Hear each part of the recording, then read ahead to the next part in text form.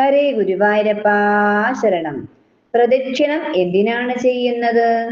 അതിന്റെ ശാസ്ത്രീയ അടിസ്ഥാനം എന്താണ്? ഓരോ വസ്തുവിന്റെയും ഭ്രമണം ആകർഷണ ശക്തി സൃഷ്ടിക്കുന്നു. ഈ പ്രപഞ്ചത്തിലെ എല്ലാ ഗ്രഹങ്ങളും സൂര്യനെ ചുറ്റുന്നു. അതുകൊണ്ടാണ് അവയിൽ ആകർഷണ ശക്തി സൃഷ്ടിക്കപ്പെടുന്നത്.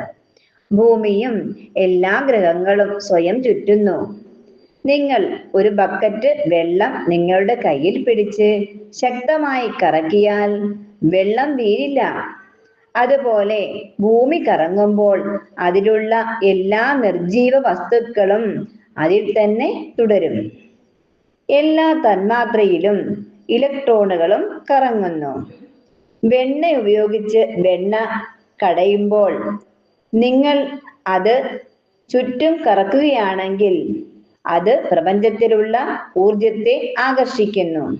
ഈ ഊർജം അനുഭവിക്കണമെങ്കിൽ നിങ്ങളുടെ കൈകൾ അവയിൽ ഒരു പന്ത് പിടിക്കുന്നത് പോലെ വെക്കുക. ഇനി നിങ്ങളുടെ കൈകൾ തോളിലേക്ക് ഉയർത്തി ഒരു ഡമരു വായിക്കുന്നത് പോലെ തിരിക്കുക. അല്പസമയത്തിനുള്ളിൽ നിങ്ങളുടെ വിരലുകളിൽ ഭാരം അനുഭവപ്പെടും.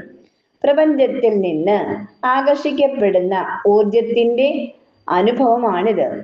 ഇപ്പോൾ ലഘുവായി കൈയടിക്കുമ്പോൾ അത് നിങ്ങളുടെ ഉള്ളിൽ ആഗിരണം ചെയ്യുക. അതുപോലെ നമ്മൾ ഭഗവാന് ചുറ്റും പ്രദക്ഷിണം ചെയ്യുമ്പോൾ ഭഗവാന്റെ പോസിറ്റീവ് എനർജി പ്രത്യക്ഷത്തിൽ സ്വാഭാവികം നമ്മളിലേക്ക് ആകർഷിക്കപ്പെടുകയും ജീവിതത്തിന്റെ നെഗറ്റീവ് എനർജി കുറയുകയും ചെയ്യും.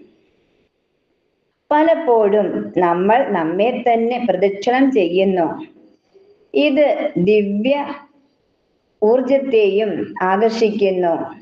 നെഗറ്റീവ് എനർജിയിൽ നിന്നാണ് പാപങ്ങൾ ഉണ്ടാവുന്നത്.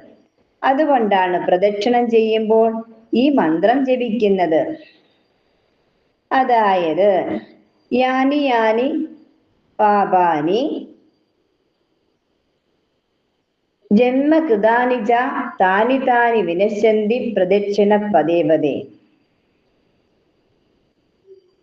ആദരണീയമായ ദിവ്യവിഗ്രഹം, പുണ്യവൃക്ഷം, യാഗം അല്ലെങ്കിൽ ഹവൻ കുണ്ഡം എന്നിവയുടെ പരിക്രമണം ചെയ്യുന്നത് അതിന്റെ പോസിറ്റീവ് ശക്തി നമ്മിലേക്ക് ആകർഷിക്കപ്പെടുന്നതിലാണ്. സൂര്യനെയോ ഒരു വിഗ്രഹത്തിനെയോ മുന്നിൽ നോക്കുന്നതിലൂടെ നമ്മൾ സ്വയം ചുറ്റി സഞ്ചരിക്കുന്നു. സർവം കൃഷ്ണാർപ്പണമസ്തു. ഹരേ ഗുരുവായൂരപ്പാ ശരണം. ജയ ജയ ശ്രീ രാധേശ്യാം.